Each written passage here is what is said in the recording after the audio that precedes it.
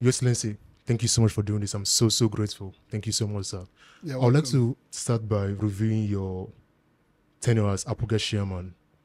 One of the criticisms that people will level against you is the fact that when you were APGA national chairman, you brought in Obiano as Governor of Anambra State, who in people's opinions perhaps didn't really perform very well. And I've been thinking, and with the utmost respect, I just want to hear what you have to say to people like that who believe that APGA has not really played a critical role in seeing Anambra become what Anambra should be. So I don't know what you have to say, you know. Well, those of us who make stories do not tell stories. People who observe, they tell the stories. People keep the storylines and document history. I'm a senator now of the Federal Republic of Nigeria, and my tenure as APGA chairman is something that has come and gone long ago. And what I was able to do as the national chairman of APGA for 10 years, they are all there for people to see. That party from nothing, I took it from the scratch to producing Governor Peter Obi as Governor of Anambra State for 8 years, Charles Soludo as Governor for Imo State for his first term in 2011. In Anambra State, of course, Governor Obiano was elected under my chairmanship in 2013. And I stayed behind to support for him to serve for 8 years, helping out in the elections as well. Before I left APGA, I played a pivotal role in bringing in Soludo as Governor of Anambra State. So my stay in APGA has produced outstanding results. Politically speaking, the political landscape in Anambra State cannot be described in any manner without a mention of what I was able to do with APGA in trying to turn Anambra State around, starting from Mr. Peter Obi. Those who you have said have criticized Obiano, that I brought Obiano to become Governor of Anambra State. You cannot just, because I'm chairman of APGA, so anybody who became governor during my tenure, people will say I brought the person, you know. But the good thing that is irrefutable is that I played very strong roles in ensuring that APGA retained the governorship seat in Anambra State for 16 years and started on that term of 4 years for Soludo there. Every administration has its strong points and achievements. P2B, I can say, was the person who laid the foundation for the new Anambra State. He did in so many ways because the state was rudderless when he took the ship of state, and was able to lay the critical foundations that returned the state to the pedestal of development in all spheres. It returned sanity in the state. You know, before he came, the state was known for very wrong reasons, insecurity and disorderly behaviors. He came and put all that away and brought sanity into the state and did landmark development programs driven with his Anambra State development needs. Yes. Yes, needs. You know, Anambra State integrated development strategy. That was what he used. So that enabled him to drive the process of development simultaneously in all the sectors of the state life. No section was left behind. Education, health, agriculture, security, and all that you have, you know. So he was able to achieve steady development for the state. And he also adopted the Millennium Development Goals, you know, the MDGs, and applied it in his developmental programs. So his tenure is still referred as a golden tenure in Anambra State, in the sense that those things that were lacking, he brought them in. In the health sector, we didn't have any school of midwifery. We didn't have any accredited general hospital or teaching hospital in Anambra State. Under him, he brought those things to bear. We had no secretariat. Government secretariat were operating in very small huts. You know, he built a standard befitting secretariat for the government to do its businesses. So there are so much he did. Yeah.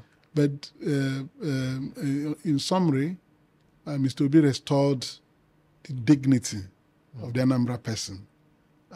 All those things we were known with, killing people, beheading people, using Bakassi and all that, were things that were gone. Yes.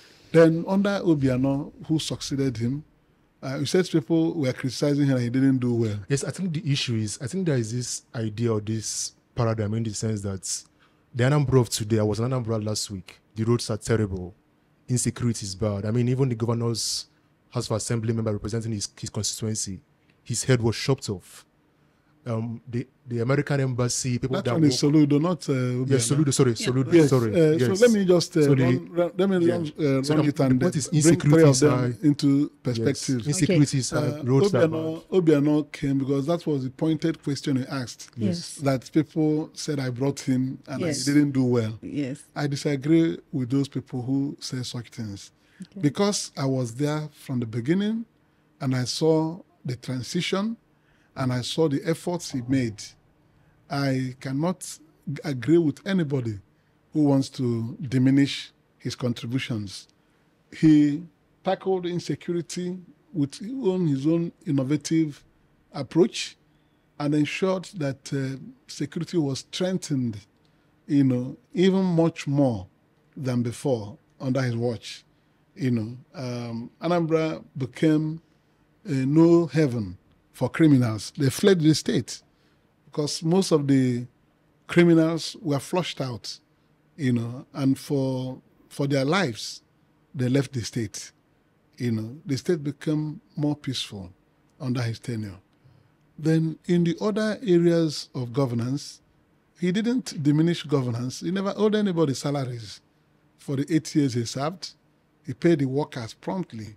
And one of the ways to assess a good government is when you have a healthy workforce. Many people owe their workers salaries. Obi stopped it. Obi never owed anybody. And both pensions and gratuities and salaries of workers will be paid on all. Obiano continued in that stride, until he left. He never owed anybody. And while leaving, he had accomplished two remarkable achievements, landmark achievements. He built an international airport, passenger and cargo. The Anambra State airport at Umueri, now just named the Chinua Achebe International Airport. He was the one who did it from start to finish. And he built the International Convention Center in Oka. When you go there, you see, these are things that will outlive him. Yes. These are facilities that will outlive him and outlive all of us. So he has etched his name in the marble as a governor who served the state. Somebody has just stepped in now and is trying to do his own work. What do you think of him? By the time he finishes 4 years, he's just beginning. When he completes his tenure of 4 years, we'll be able to assess him. But I know, because I was part of those who ensured that he became governor of Anambra State. I had confidence in his training, his education, and professional capacity, having been governor of the Central Bank of Nigeria. As he governs the state, we will continue to score him in all fronts. Governance is not only about infrastructural development, it's about human relations and how you bring people together and build empathy and love among the citizens. So these are things that you must score. Apart from physical things, you want to know how he has been able to bring everybody together. Yes. Working with all and sundry, to make the state a great state. So There's no body who can be a governor and be a governor alone and knows everything. yes. So he is on the beat now. We are looking at his achievements because no matter what a governor does, there must be achievements. Yes, yes. You know. So you told me you just came there from the other day that roads are bad. Terrible. So if the roads are bad, then he has to do the roads. Exactly. If security is become porous again, he has to work on the security situation. Yes. So by the time he's able to execute his own programs, we'll be able to compare him and contrast with his predecessors, and then put our eyes on the future and the standard of governance we will expect. What I know is that Anambra State deserves good governance at all times. It doesn't matter who the governor is. Yes. We are a people that are well educated and exposed. And when you don't run our affairs well, our people will tell you that you have not served them. There are political driven assessments which may not count. The majority of the citizens of the state will always know who has made a difference in their lives. So okay, so I am more interested in you and your political career, essentially. So my first question would be, why politics? Anambra men are usually known for business and going into making money and all, but you went into politics. Even after serving as the chairperson for APGA, you decided to go into elective politics and run for Senate, right? So I wanted to know what inspired that. Why did you choose to run for Senate? Well, before I come to why I contested to be in the Senate, I will first of all answer the question why I joined politics. Yes. From my foundation, I was a graduate of estate management from the University of Nigeria in Soka. And therefore, I'm an estate surveyor and valuer. I'm a professional person. I'm an estate surveyor and valuer, registered, and I practiced and rose to the pinnacle of that profession. I became a fellow of the Nigerian Institution of Estate Surveyors and Valuers. That's great. Man will not be not unaware of his environment. Whatever you do in life, you must look at things that affect the lives of everybody, and that is leadership. A society that does not have a good leadership will never get anything right. We were taken over by the military for so many years, for nearly 33 years. The military people were in power in Nigeria. And the time of Abacha came with iron fists and a very serious breach of democratic rights of the citizens. The personal liberties of the Nigerian citizens were curtailed and challenged. People lived in fear, because of Abacha Junta. At that time, there was so much bloodletting in the land, coups, killing of people, and people never rose up to speak their minds. And when a society loses its voice, they've lost everything. And when certain things happened, I felt that we're not meeting the needs of the people, and that the nature of politics in Anambra State was so challenging that the votes of the people never counted in determining who became governor or representatives at any level. The PDP was used Anambra State as a guinea pig of some sort, that no matter where you voted, they used the government of the day to change the results. So we were very sad with that. And in 2001, I resigned from the PDP and joined the movement that got APGA registered. So I became a founding member of APGA as well, the first national vice chairman southeast of the party, and then later the national treasurer. And the events that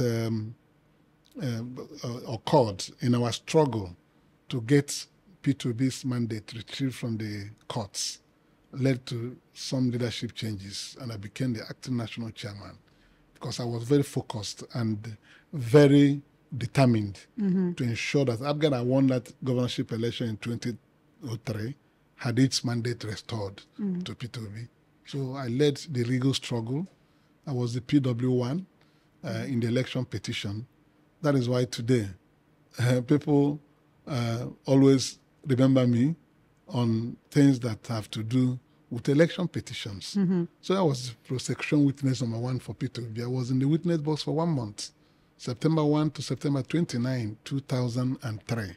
So I laid the foundation to the retrieval of that mandate from the wrong person INEC awarded it to at that time.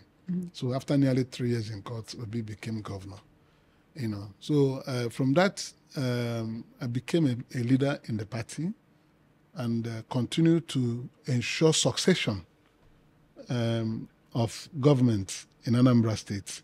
From P2B, we transited to Obiano under my watch, and I stayed behind and ensured that Obiano was succeeded by Soludo, who is now the current governor of the state.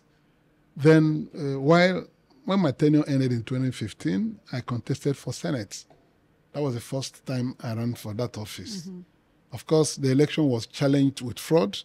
I went to the tribunal and got the senatorial election nullified. And the PDP candidate at that time, who had been returned fraudulent as winner, was set aside. And we had another election. After spate of litigations to frustrate it, we prevailed. The election was done in 2018, January 13, and I won. I was sworn in as a senator of the Federal Republic of Nigeria on the 18th of January 2018 to complete that tenure that was eroded by litigation. So I served it and served it out. My coming over here was to give our people a voice at the Nigerian center stage. Because for 10 years that I was national chairman of APGA, I was a critical voice in Nigeria, championing the cause of our people, resisting their intimidation and denial of their rights as citizens of this country. I fought the marginalization of our people in Nigeria. My cap, that is the tall cap, stood me out in all the political activities in Nigeria. Yes. There is nobody in Nigeria who does not know Chief Victor Umeh, then later Senator Victor Umeh. Yes. I went to the national conference in 2014, and my activities and contributions at the national conference earned me a medal of outstanding contributions from the President of the Federal Republic of Nigeria then, Goodluck Ebele Jonathan. Sure. And same year, on the 29th of September 2014, he gave me a national honor, Officer of the Order of the Federal Republic of Nigeria, for my outstanding contributions towards the development of rule of law and democracy in Nigeria. So that's my profile. And from there, there's nothing like going home to rest. At all. Nigeria is the reward for good work. Nigeria is heavily challenged in all sectors. So the country continues to err. We have an economy that has not become strong. Every year, every coming year gets worse than the preceding year. Yes. So, and this is where we are today. So the nation is in crisis of leadership and genuine development. So there's no sitting home. And in 2023, this year, I contested for the Senate again, and I won, having made an unsuccessful attempt in 2019. Yeah. So I'm back here as a second-term senator, and I'm hosting you in my office here. Yes. So, thank you so much, sir. Coming to the Senate is to contribute to national development, being a good eyes over the rights of my people that I represent, the people of Anambra Central Senatorial District in the first instance, then the Igbo people at large. Because we are a people in Nigeria that are, I don't know the better word to use than being left out, marginalized. We are not happy with the way we are treated here. And for you to be in that situation, you need somebody who can speak up and assert himself and speak truth to power and protect the rights of your people. I did that in the short stay, about 17 months I was in the 8th Senate, and I'm starting this one, so we have 4 years to go.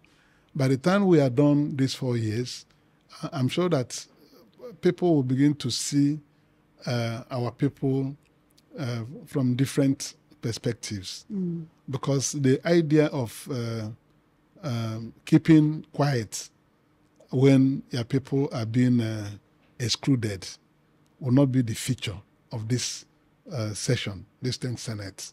Okay. We have other people working here for our people, but you know, because of my unique foundation, I'm actually being looked upon, you know, so that true to my character over the years, that I will not be here and watch and see our people dealt in a manner that is ignoble. It's not easy at all, but it's something that we must continue to do. Yeah. Yes, the labor movement says a luta continua on victory etc. So the struggle will continue until we achieve victory. What is important is that my presence here makes Nigerians to understand the need for including everybody in decision-making processes. When I was in the 8th Senate, I was the champion of equity and fairness in the chamber, because anytime I spoke for all people of Nigeria. I spoke for inclusion of all parts of Nigeria in the affairs of government, that what goes around must come around. What is available should be shared to everybody, be it appointments, be it government patronages, be it development. There must be even development to be able to guarantee the unity of Nigeria. Because if you look at, you say, unity, faith, and progress, that's the motto of Nigeria. If you don't have unity of purpose, there will be no progress. And if there's no progress, people will lose faith in the country. This is a motto designed for Nigeria, which people who are in leadership have not reflected upon every day of their lives. Because if you carry it in your heart, no matter who you are, at any level you operate, you try to be fair to all. The four-way test of Rotary is a major guide for stability in any society. Of all the things you think of, do, or say, will it promote good friendship? Will it be fair to all concerned? Will it bring harmony? Some things, these are things, key things you must answer in leadership as you go on. Yes, sir. Okay, so on that note, and I am very particular about your marked interest in rule of law, fairness, and justice. Yeah. And this is very important because some of the bigger challenges, some of the challenges that come from Anambra Central, which you represent, and I'm also like your constituent. I'm from Waka South, Nibo. Oh, very good. Yes, is the issue of police brutality that has permeated Anambra State for a while. As at the endsars protest, Anambra State was ground zero for SARS brutality, especially James Nwafor and his antics. So I want to know then, now as the senator representing Anambra Central, which had the higher number of victims of James Nwafor, what do we expect from you to do for us? Myself, my brother was a victim of James Nwafor. My brother was killed by James Nwafor, and we still do not know where his dead body is, and we've not gotten justice for that. I did a protest in Abuja in July, a one-person protest at the gates.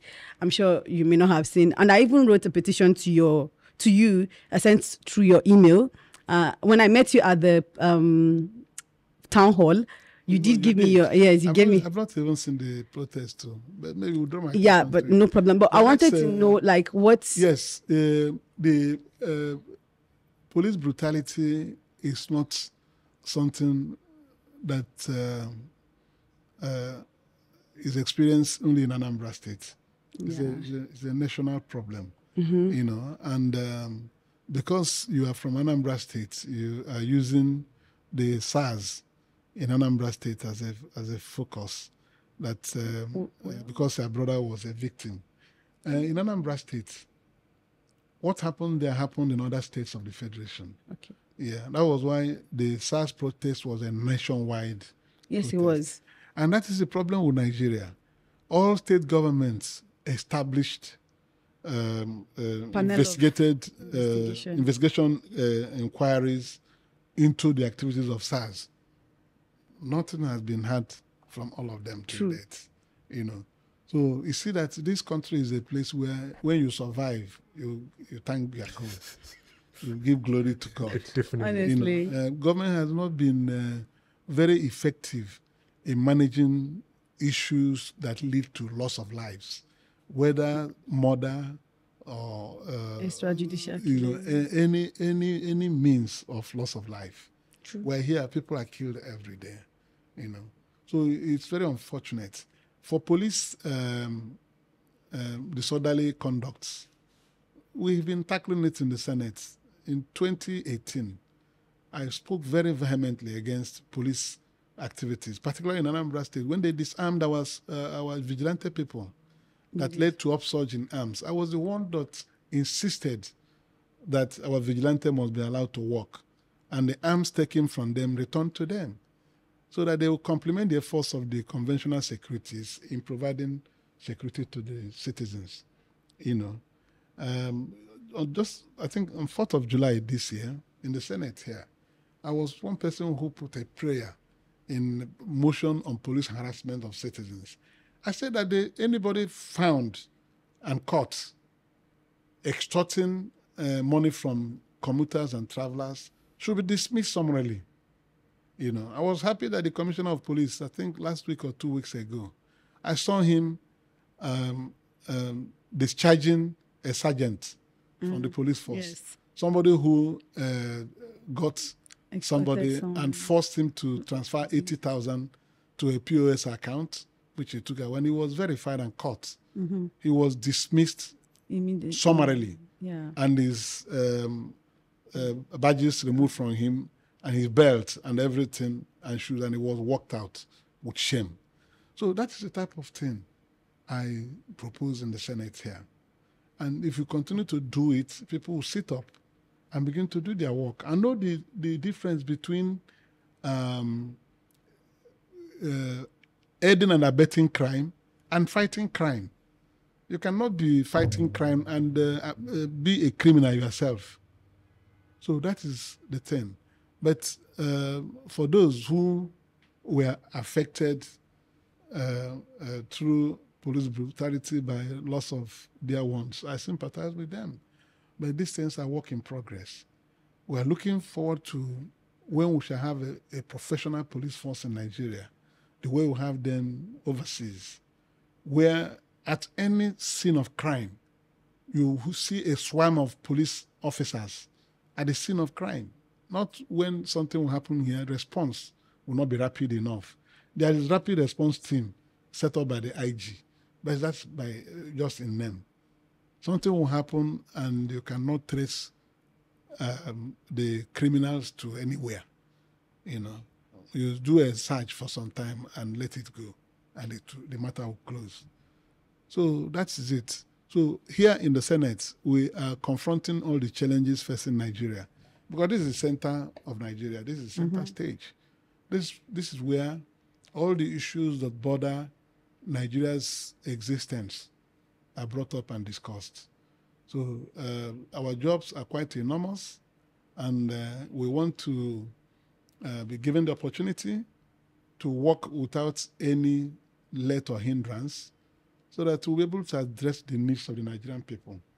We're here to work with the executive arm to ensure that policies of government are directed towards solving the myriad of problems plaguing the country. You know, the problems have become so terrible that even those of us who are here are also afraid. The economy is in shambles. We feel the pangs of poverty every day, because you wake up in the morning, you start with answering phone calls from your constituents, people who are asking for help, and they cannot eat, they cannot do this, they can't pay school fees, they can't pay house rent, they can't pay hospital bills. your phone, these are the phone calls we answer every day. Sometimes you shout at the top of your voice, but when you finish, you feel the pain that people are out there, suffering, and something must be done to salvage the nation.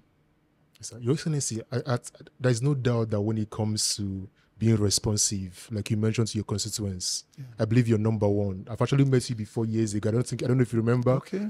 But you were one of the people that gave myself and a few of my members of our team audience. Okay. You talked to us about the history of Nigeria, about local governments, about the importance. And you also mentioned Soludo as well. And I want to bring it back home to Anambra State. Yeah. And the election that just happened, when you saw what Soludo wrote against your I would say your colleague, His Excellency Peter Obi. During the presidential election. Yes, the Part 1 treaties he wrote against him during the election. As someone that helped him become governor, like you mentioned, one, how did that make you feel?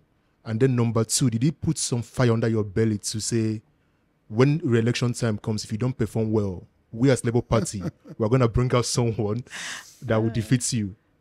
Well, that's his infamous article, yes, which he published on the 14th of November, 2022. Yes. Took me with utter consternation. I was so amazed, and I felt very low as a citizen of Anambra State. There's no way a man can talk his brother down the way he did.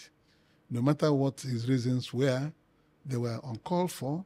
And I'm happy that the global community, the Igbos everywhere, took swipes on him for what he did. He didn't have to do that at all. There is a limit to academic rascality. Nobody can know everything. The good thing is that Professor Soludo, myself, and Mr. Peter Obi, we were the same set at the University of Nigeria. We were there between 1980 and 1984, so we graduated at the same time, first degree. There must be some consideration for one another, particularly on issues that affect the emotional and psychological well-being of your people. Peter Obi's quest to become Nigeria's president was the desire of every Southeasterner, Igbo man, and Nigerians at large because of what he represented in that election. The type of mobilization he did to challenge the status quo was something that caught like wildfire. And at the peak of his ascendancy towards that election, his brother took a knife and put it on the butter. All his predictions failed. He said he would not win 25% in more than 2 or 3 states in Nigeria. And Peter Obi won the election outright in 12 states in Nigeria. So you could see that he made a mess of his voyage in predicting what is uncertain. He would have been prudent with his words, but he threw caution to the winds. Peter scored 6 million plus votes recorded for him, apart from those that were stolen. That is the highest an Igbo man has scored in a presidential election. I remember in 2003, Dim Chukwemeka Odumegwu was our presidential candidate for APGA. He scored 1.something million votes nationwide. So when Peter was not given a chance, Nigerians fairly believe that he was the shadow of the election. He was the one that won the election, if not for the mismanagement of the process. But that is contentious, is in the court. But for the fact that he scored 6.something million votes declared for him, with evidence of change of results here and there, it was obvious that Soludo's prediction was ill-conceived. It was not based on anything that was realistic, And again, the person who was declared winner scored 8.something million votes. Atiku scored 6.something million votes for PDP. Then Labour Party, that was a new party in the contest, scored 6.something million votes. It showed you the strength of that quest for me to become president of Nigeria. It was a national movement beyond the Southeast. So that's how I feel about what happened on the 14th of November. And it's a very bad day in the history of the Igbo Renaissance and rejuvenation and reintegration in Nigeria. You know, the event of that day will continue to play up in our history as we go on, so that our people will begin to learn from what others do and know that you have to stand by your brother. The party he belongs to now is APGA. The motto of APGA is be your brother's keeper. Be your brother's keeper. Be your brothers and sisters keeper. That's the party he is serving as governor platform. And on the November 14th of last year, he threw away his brother. So we put it like that and let it be in the fridge. The end of it, yes. Your Excellency, I know you're short on time, but I just want few more questions, please. And you can, at any point, please feel free to stop. But I just want to point, you mentioned the Igbo man and Igbo Renaissance. When we look at Anambra State and the Southeast, sit at home every Monday for the past, let me say, 1-2 years, nothing happens in the Southeast. When you look at what EBA is doing in Finland, when you look at IPOB, when you look at Biafra, and all this amalgamation of events going on that affects the Igbo man or the Igbo woman, lives have been lost. Billions of dollars worth of property have been destroyed. The economy is in ruins. When I was coming into Abuja, the roads are excellent. Back in the East, the roads are terrible. How do you deal with this contrast, sir? You know, you're passionate about the Igbo man. Like I've said, you've distinguished yourself when it comes to politics in Nigeria. You've put your name down on the sands of time. When you look at events happening in the Southeast, where you come from and where you represent, how does it make you feel, and what solutions can you offer or proffer to people like the agitators who want to take us back to Civil War era or want to recreate something that was never there before? How would you solve it, sir? And how does it make you feel? Well, let me say that these things are creations of that feeling of marginalization of our people. One thing led to the other. From a peaceful beginning of protest, it graduated to violent protest because of the way the government mismanaged the situation. When people are agitating for attention or they are complaining that they're not being treated fairly in their own country, the approach should not be to go and wipe them out or excavate the problems they're complaining about. You ignore them, you gloss over them. The worst thing you can do to a man who is not happy is to ignore him. If you ignore him, he will do all kinds of things to get your attention. So that's how these things snowballed to a big problem. And I have been one that has been counseling the Nigerian government to use dialogue to approach the events in the Southeast. The people are suffering. Nobody will want to be treated as a second or third class citizen in his own country. You must begin to know that the country, yes, fought a civil war, but the civil war has ended since 53 years. And if you continue to retain the prejudices against the people, you know, because you won, you take it to a point that even at some stage, you'll be consumed yourself.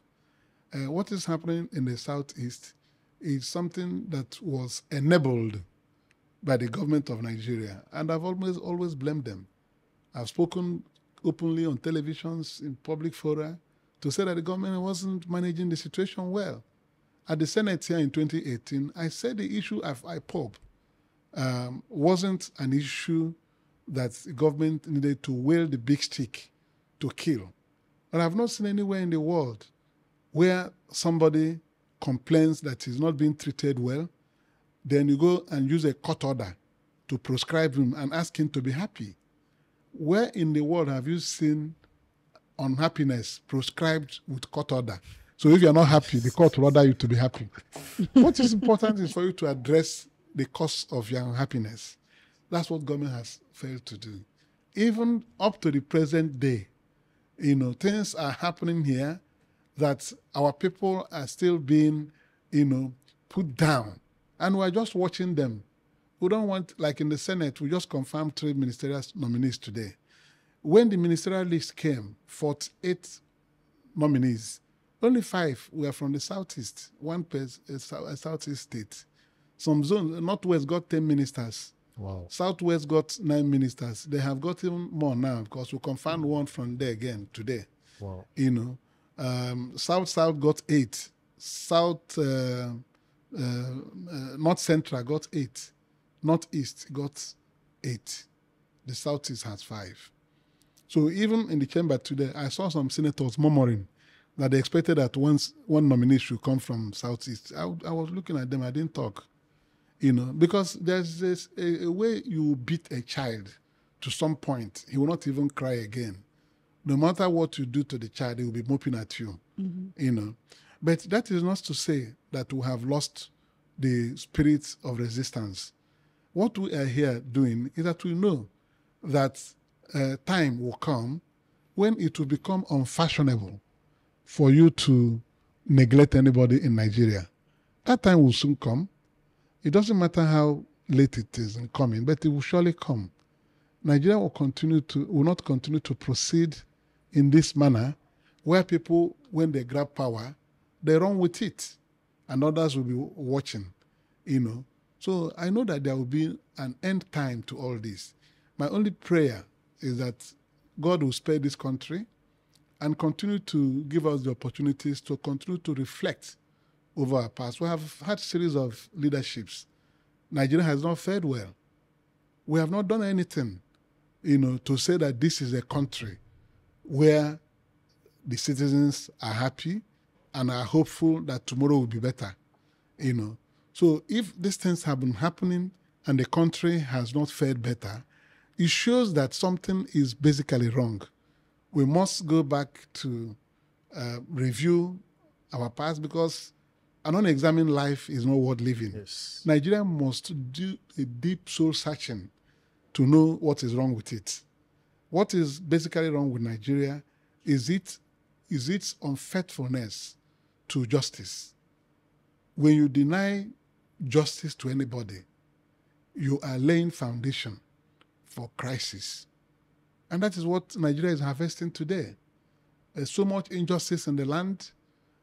Those who hold power hold it to the exclusive preserve of their own people, and others are watching. There will be a time it will come, there will be nothing to hold again. The center will no longer hold.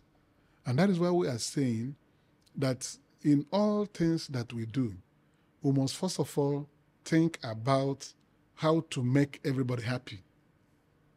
If you make everybody happy, if you don't leave anybody behind, if you carry everybody along, people's interest in the country will rebound. People will have faith in the country. People will have an expectation of quality life that will come someday, if not today. But today, everything is in darkness, and we pray that God will intervene. Yes. So that with the patience Nigerians are having over the present challenges. Today, the dollar is 1,050 naira. The pound sterling is 1,200 naira. Yes. This was a country we all grew up. I don't know about you, younger people. Yes. But, we saw a lot that have changed that we never imagined that we can be in this type of trance. Nigeria is in a trance now. We don't have money to do anything, and people are struggling for leadership. There's a saying in my place that if you get the jaw of the dog, what will you do with it? If you get leadership, what will you do with it?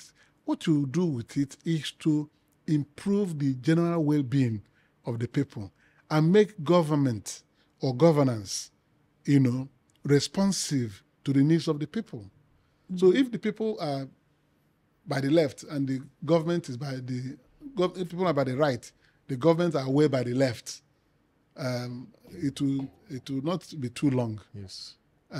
Certain things that we never imagined will happen in Nigeria.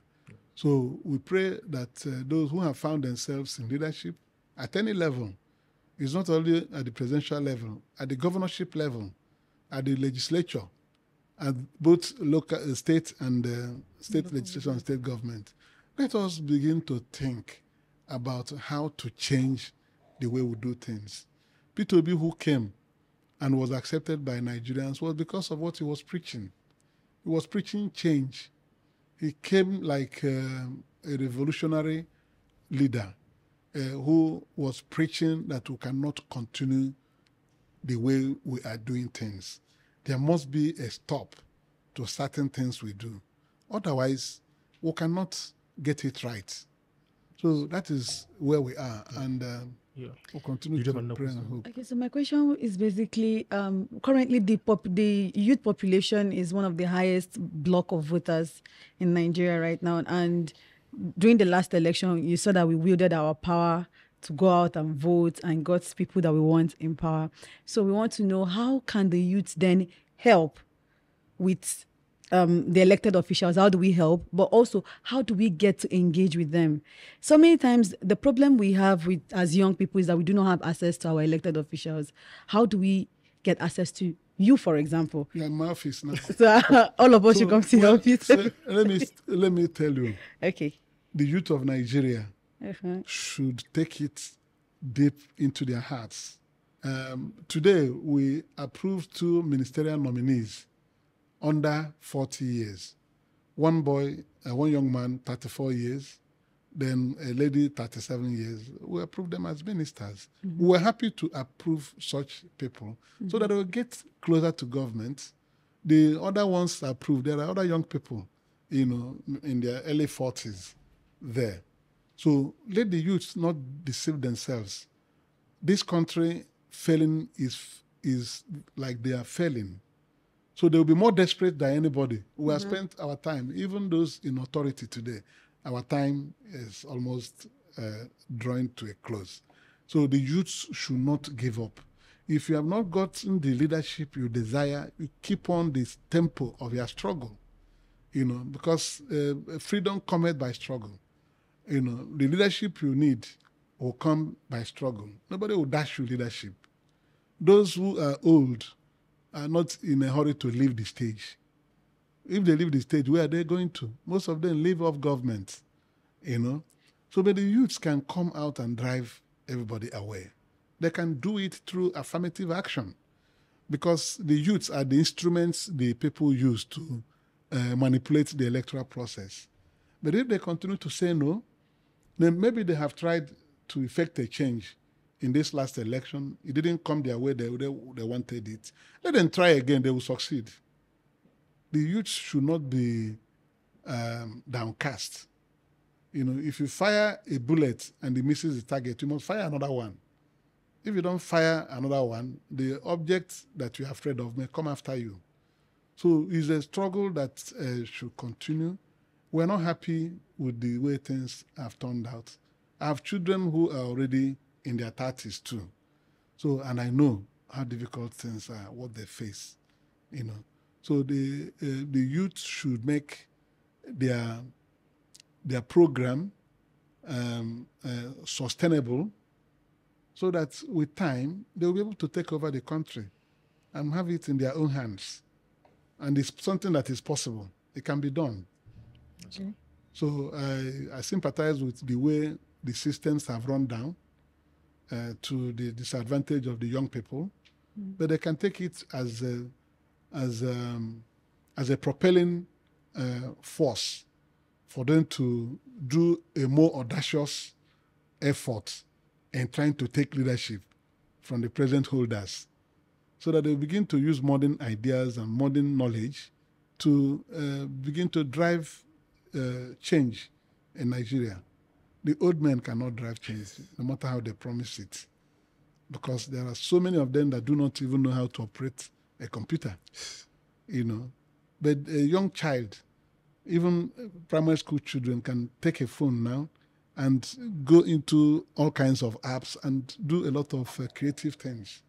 So if the country, the world is moving at a jet stage, and only our youth can catch up with the jet stage, not the old people. Yeah. So let them continue.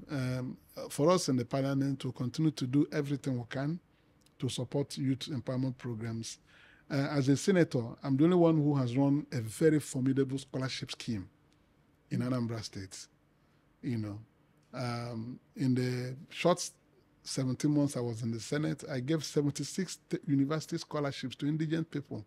All of them have graduated now, except about maybe 5 that are reading medicine. They are in their final year, the 6th year. And I intend to relaunch the scholarship scheme for Anambra Central so that I can have more young people, maybe up to 200, and then have some for postgraduate degree programs. So this money they use as constituency project, I want to devote a portion of it to scholarship. Let's empower the youth with education, because an educated child is a child that has been permanently set up to succeed, no matter how it is difficult for him to get a job or for her to get a job. With time, yes, sir. Something will fall in. Your Excellency, one final request, please. You're shifting of the Labour Party. We have elections in Imo States, in Kogi State, and in Ekiti States. Do you mind looking into the camera and selling LP to the voter out there who doesn't want to vote LP? So do you mind convincing the listener, the audience, that LP in Kogi State, in Imo State, and in Ekiti State is the best party to lead their states forward? As someone who likes micro-governance, as someone who loves government at the state level and at the local level. Labour Party has a message that resonated with Nigerians in the last election. The reason for which the Nigerian people embraced the Labour Party, the message is still the same. We want to bring change to this nation. What the country is suffering is a vice grip on its structures by those who have not been meeting the needs of the people. And it's something that will take time to dismantle. So anywhere you have a Labour Party candidate contesting an election, he has the manifesto of the party. And that manifesto is change-based, to bring new way of doing things to Nigeria. So you can never be wrong. To unseat those who are holding power in Nigeria has been a difficult exercise. But with time, they will abandon that power and run away. They'll take to their heels. Because if the citizens continue to wallow in abject poverty, the way the endsars came and everybody ran into the houses and shut the doors, it will get to a point Nigeria may experience the Arab Spring, where nobody will be an enemy. Everybody will be fighting everybody you see on the roads. There must be a way Nigeria will be reclaimed. And me, as an apostle of democratic change, I preach due process. That is why my national honor, Officer of the Order of the Federal Republic of Nigeria, was read out, my profile was read out that this honor and award was being given to me based on my contributions to the development of rule of law and democracy in Nigeria. I'm a very great stickler to due process. I follow the law. If you check the number of times I've been in the courts or people have taken me to the courts, I've always prevailed because I follow the law. I don't do anything that is utterly stupid or unlawful. I follow the law. And that is what we have been able to do. We use the law to bring P2B to governance. The votes were given to him. He was denied. We went to court. Through the court, we brought him in. He became governor. We went through the courts to get his tenure interpretation. Because when he came, his tenure was left only 1 year, about a year and 2 months. We had to approach the courts to get the tenure interpreted. That the tenure of office of a governor will run for 4 years, starting from the day he takes oath of office. That was what happened in Anambra, and that's why they remember me. Because in all these battles, I was in the forefront. We fought it up to the Supreme Court, and the Supreme Court agreed with us, that he will serve for 4 years. Even when they had pretended that they conducted an election which they didn't conduct, they put in somebody there. The person was ordered to vacate within 17 days. and Peter Obi stepped back to complete his tenure. So these are landmark judicial achievements, that we have been able to recognize by following the law. If you're a student of law, you see my name in so many legal authorities, Umeh versus this or this versus Umeh, and most of them went up to the Supreme Court. In the political leadership jurisprudence in Nigeria, I will receive the highest mentions in the courts, because you will always cite a case involving me where I challenge the authorities, either I challenge INEC or I challenge INEC chairman because they were doing something unlawful, and I go there and win them, or you go and they do something that is unlawful, remove me forcefully as chairman of APGA, I'll go back to the court and get reinstated without firing a pin and without organizing any protest or demonstration. So there is strength in tenacious pursuit of justice, being resilient, and never submitting to intimidation. In the end, no matter how bad things have turned out, we must continue to keep faith in our judiciary and in democracy as a means of government. If we are not able to elect our leaders today, one day it will be possible when votes can no longer be stolen. Anyone will pass through will be an experience. There are things that are done today, nobody will think of doing tomorrow. Yes. Those who may want to do it tomorrow may not be there when tomorrow comes. So we'll continue to keep faith in that system, which will guarantee prosperity to the country and bring unity of purpose. Let our people obey the Constitution. Section 14 of our Constitution says that all government appointments and activities must reflect the federal character of Nigeria. They don't do it. And because of the way we are in Nigeria, those things come and pass unchallenged. People will murmur. There will be time it cannot be tolerated. People will rise up and say no to those things. So that you live by the dictates of their constitution. If you have anything to share, you share it equally to all parts of Nigeria. And you know what? Justice does not hurt anybody. If you do anything fairly, fairness does not hurt anybody. What hurts people is injustice. When you deny people their rights, when you deny people what are due to them, they will, of course, be unhappy. And that will begin to create frictions. And the whole thing will be distorted. Your Excellency. Yes. Thank you so much. I'm so grateful. Thank you for giving this young team, myself. You're my seventh guest on this podcast, and I'm so grateful. I can't thank you enough for making out the time. You're very busy. Yes. But I think it's a testament to the kind of person you are, that you brought out the time to sit with your constituents and with myself. And I can't thank you enough. Thank you so much, and I'm so grateful, and God bless you. Thank you so much. So I'm really very sorry to your generation for the disappointments you have continued to suffer in Nigeria. Do not give up hope. Not the hope they promise, but the hope you give to yourselves. Having faith and trust in God that these things will not be like this forever.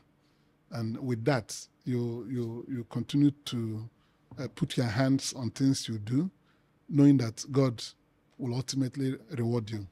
Thank you so much, sir. If you enjoyed this podcast, please don't forget to like, subscribe, and follow. Thank you so much. Thank you so much. I'm so grateful. Thank you very much. Thank you.